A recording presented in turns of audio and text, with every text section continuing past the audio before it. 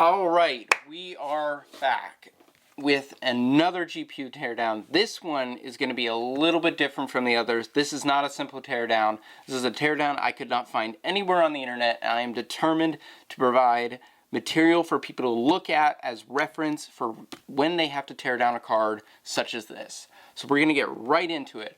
First, you're going to need Phillips head, regular Phillips head screwdriver, just in case, small Phillips head screwdriver, pair of tweezers to pull your fan connector off, just so that way you don't nick the wires when trying to get it, or like pull out the wires when you're trying to do it with your fingers, because your fingers can be have less dexterity, or dexterous, whatever. And then a size 5 hex bit for screws. So starting off, we're going to turn this GPU on the back, and we're going to take our small Phillips. We're going to remove every single one of these screws. There are, I'm not sure how many in total. 1, 2, 3, 4, 5, 6, 7, 8, 9, 10, 11, 12, 13, 14, 15, 16, 17. 17 in total. None of them are spring-loaded. This is one of those cards. I've noticed that some cards take a different sort of design approach to securing their cooler to the, whatchamacallit? Securing their cooler to the GPU itself. So I have noticed that there are the regular ones where it has the spring-loaded screws on the back. Those, I believe, are what most people or most manufacturers did. And then there are the ones that they just put screws all across the PCB and just have them press the entire PCB itself onto the cooler. And honestly, it works just as well sometimes. Now in this case, this GTX 570 HD, which really doesn't want to work with me today,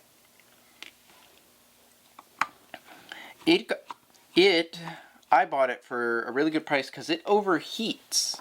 Well, it used to overheat. It got really, really hot. It never overheat and throttled, but it would get very hot. And it's just the design of the cooler. It was not meant for a card this powerful. So it needs a beefy cooler. But unfortunately, EVGA, I don't know the exact history behind this card. I haven't done a lot of research, but I'm guessing they were trying, or NVIDIA or EVGA or somebody was trying to get more performance out of their car. They pushed it a bit farther, thinking, oh, these temps will be fine, and they sold it, and it was not a very popular card due to it being too hot. That's my guess. I could be entirely wrong. I could be wrong in the fact that this may have been a super popular card regardless of the temps, that people may have like budget water cooled it, or who knows. It's an interesting little card. I'm trying right now to secure a full-sized 570. I have a GTX 250 colorful on the way. I've never found a colorful brand graphics card on the market. Actually, no, that's wrong. I received one. It was a Power Color, and I believe Power Color and colorful are the same brand. I could be wrong. Actually, yeah, I think I'm wrong. So no, I haven't seen a colorful GPU before. So it's interesting. It looks like Bumblebee from Transformers, of all dumb things. But who knows?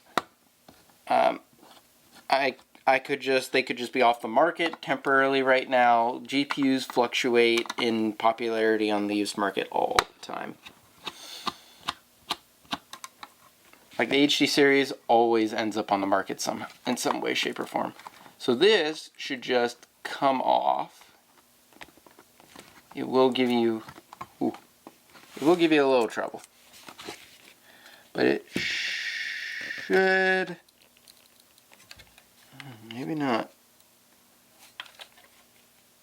There's no screws. This is how it came out last time. Well, last time it gave me this much trouble too. Alright, I'm not gonna do that anymore. We're gonna go the full route with the PCB on. So in order to remove this shroud, it's a unique design. I noticed the first time I came across this was with my 448 core 560 Ti. So on the side, there are these screws that you have to take off. So let's start with those.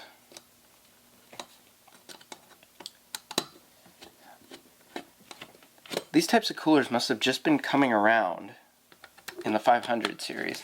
I've never seen them on... Oh, and of course they're so wrenched on too. I've never seen them on the 400 series or any 600 series cards I have. Now it could just be I don't have the proper cards that have had these on them. Or some of these screws bent. That'd be funny. That would also explain a lot. Yeah, if like a good practice for me in terms of like doing teardowns is if it won't come out from gentle brute force, you gotta make sure you're very gentle when doing that. I've learned from experience. Then it's not meant to come out that way. I think, yeah, there's a little sneaky one on the side here, so be aware of that.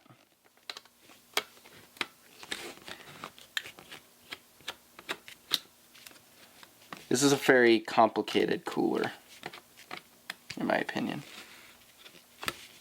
See, even it doesn't want to come out, even though the screw is loose.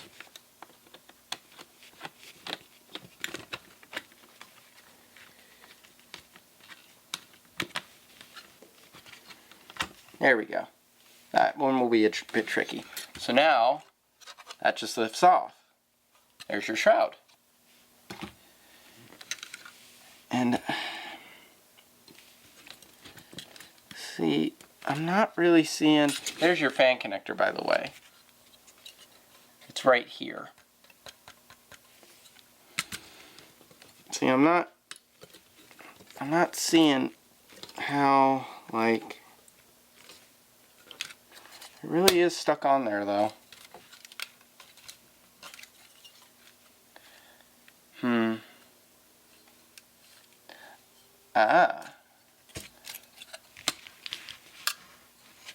I never took this one apart, but it seems like you need to take off this screw right here as well.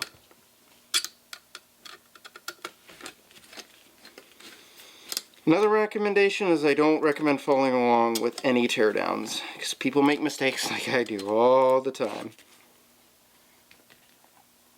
And those mistakes can be... There we go.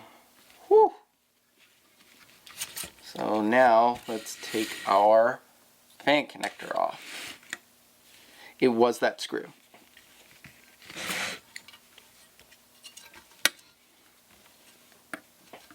This is a bit of a tricky fan connector. Sometimes it's better to lift it up like this with one hand and then go at it.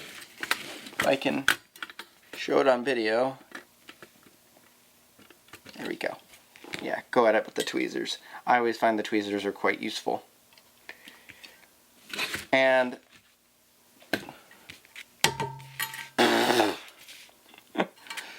whee! Okay, I'm sorry. Serious, I'm supposed to be serious. Thought that was funny. So now we just to anger people, we're going to take these off now. And some of them are loose. You can certainly tell a card is quite used when even the DVI screws come out really easily. I guess I did tear this part of the card before because these are my heat pads. I must have tore it apart very quickly. There's your plate, and we already took the screw out earlier. So that is a fully torn down GTX 570 HD. And now the fun cooler.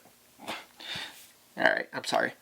I don't have enough frames to make that very pleasing to watch. So now, in order to take this cooler off, it's an interesting mounting mechanism. Now we take off spring-loaded screws right here. Very, very, very interesting. And you can take these off in whatever pattern you so desire. See, this was the thing I was trying to figure out, as I thought maybe these were supposed to be on top. These spring-loaded screws were supposed to be on top of the PCB, like right here. But they aren't. They're supposed to be on the inside. For whatever reason. It's a very unique sort of design, in my opinion, to mount the cooler to the...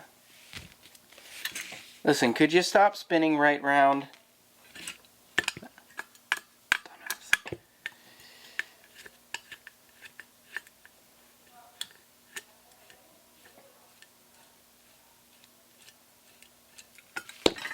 Alright.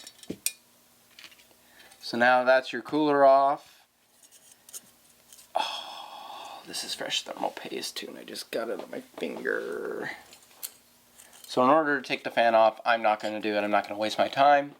There are screws here, here, here, here, and there's not one here.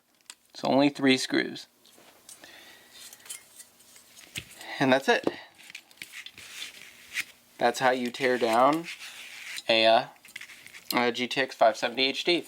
I believe I'm the first person to tear down one of these on the internet because I couldn't find one anywhere. Not even on iFixit site. So, that's how you tear down a 570 HD, just so you know what you're getting into. I hope this helps somebody, and you guys have a great night. Bye-bye.